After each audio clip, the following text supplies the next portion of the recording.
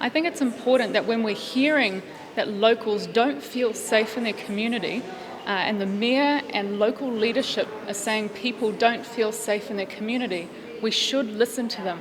And if they're asking for the Defence Force, we should send them in. A lot of people have lost a lot of their possessions.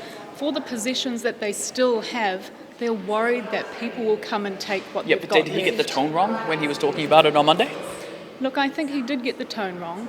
What we need to have is leadership. People don't feel safe on the streets. They want to know that the local leaders will support them, that the police will support them, and hopefully the Defence Force can be sent in to support them. Because what we don't want is anxious people who have lost nearly everything feeling like they'll lose that little bit that they've got left. The Defence Act is very clear about using combat-trained military personnel for domestic policing.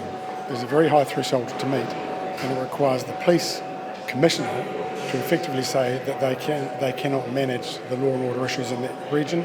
That has not happened, and it's most unlikely to happen, and therefore it's highly unlikely that we would deploy military personnel for that purpose. Would you say it's hyperbolic to call for that?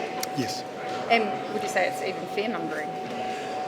It's extreme, and it's over the top, and it's unnecessary. What do you think they're trying to achieve by calling for it?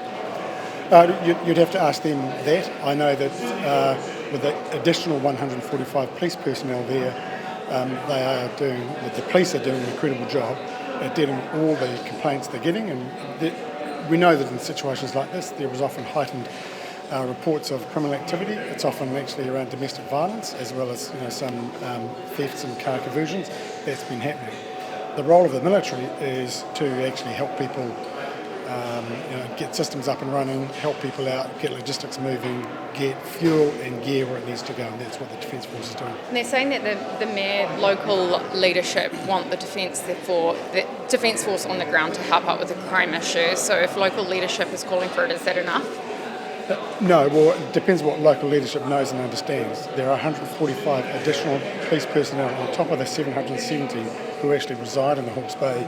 They're helping out. So there's a huge effort going in to protect people and their property, as well as the effort that NZDF makes to keep systems going or opening and moving. So a lot of reassurances there already. Thanks for checking out our YouTube channel to stay up to date with all the latest news from the New Zealand Herald. Click the subscribe button below or check out one of the videos here, and head over to nzherald.co.nz for more details on these stories and more.